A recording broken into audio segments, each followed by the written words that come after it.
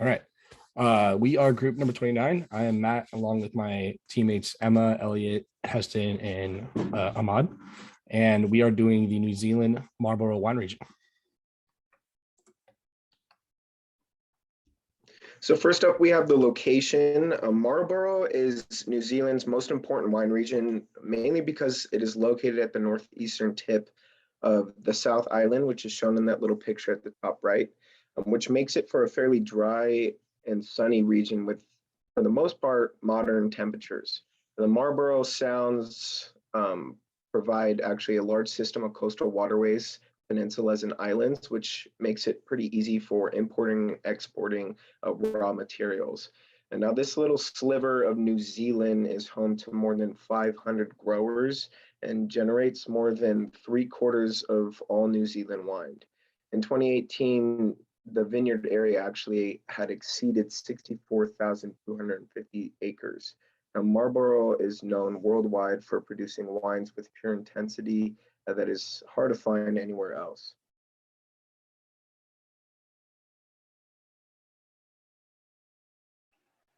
So next we're going to talk about the history of the region. The region first began making wine in 1975 when David Hurd saw the first potential in Marlborough. He began with 20,000 acres of land where he began to grow muscat grapes. This soon led to almost 100 years of winemaking, with almost 800 liters of wine each year. Once getting worldwide attention, he first started making wine in 1875, not 1975. But once getting worldwide attention, the wine brand Montana had Representative Frank Yukich scout out the potential land and purchase of 1973. With many others not believing in Marlborough's potential, Yukich saw through this and made the purchase for Montana. He was intrigued by its alluvial silts and stony gravel that the grapes had been growing from, and after the land purchase, almost immediately began growing hundreds of more acres of grapes. This area is well known for its cold climate wines, such as flagship Sauvignon Blanc, Chardonnay, Pinot Noir, and aromatics. These caught great attention in the United Kingdom by 1985 and led wines such as Hunter's and Cloudy Bay Sauvignon Blanc to go worldwide.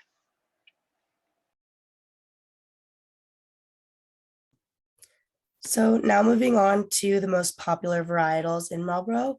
The varietal that first put the Marlborough wine region on the map in the 80s is the Sauvignon Blanc. This is because the region is both sunny and cool, which means that its Sauvignon Blanc is known primarily for having notes like bell pepper, gooseberry, and passion fruit like we saw in class. New Zealand Sauvignon Blanc is well renowned for its fresh, flavorful style. It is grassier, and other notes might include fresh cut grass, tomato vine, grapefruit, or lime. The region has since been renowned for other lighter bodied wines, including its Pinot Noir, Chardonnay, and aromatics, including Riesling and Pinot Gris, although its Sauvignon Blanc actually occupies 80.44% of the growing region. That little infographic that you see on there is describing the amount of, I believe it's hectares or hectares that are equal to 2.47 acres of land that we are more familiar with. So that is quite a lot of land that is occupied by grapes, specifically going towards the Sauvignon Blanc. The rest is obviously towards the Pinot Noir, Pinot Gris, and the Chardonnay. The Marlborough Pinot Noir is known for its dark cherry and plum notes and is typically light to medium weight. The aromatics have a wide range of styles, both dry and sweet, and they typically include late harvest or botrytized wines. In other words, they use overripe grapes intentionally on purpose to intensify the flavor of the grapes. And the Chardonnay from the region includes a great amount of complexity with both citrus and stone fruit flavors.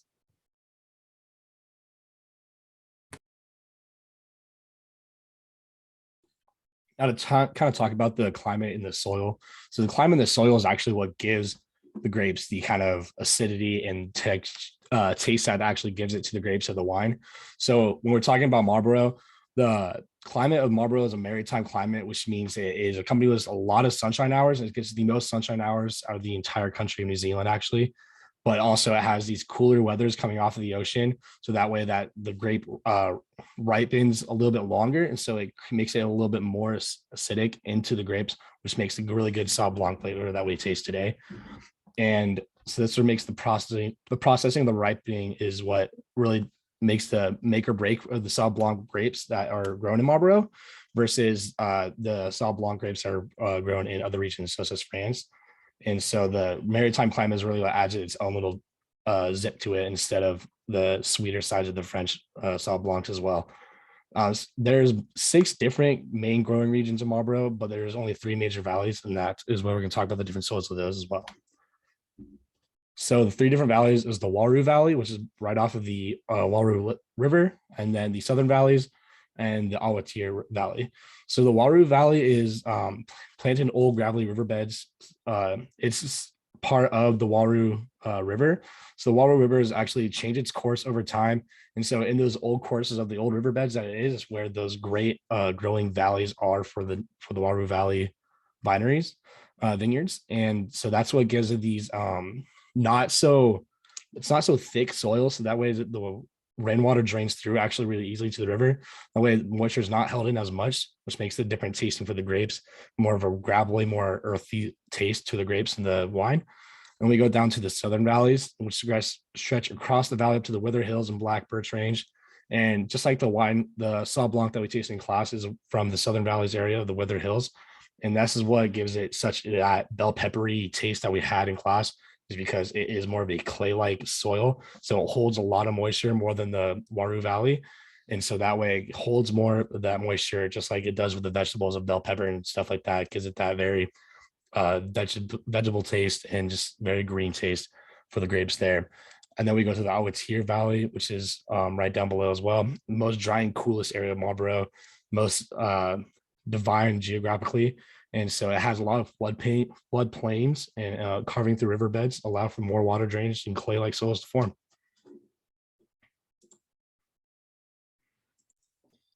And lastly, we're going to talk about the financial impact on the region. So Marlborough is a shining star among the New Zealand's wine district.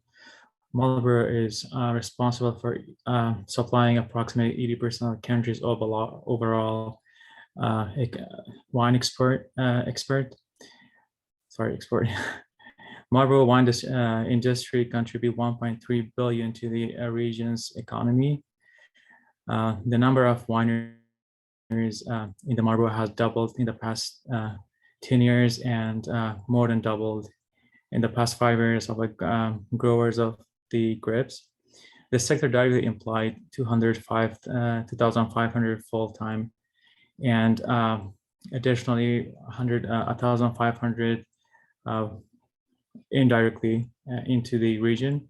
And nationally, the wine industry contributed more than 3.5 billion to the economy, and nationally employed 5,900 full-time workers and a little over 10,600 employees elsewhere within the industry, within the wine industry.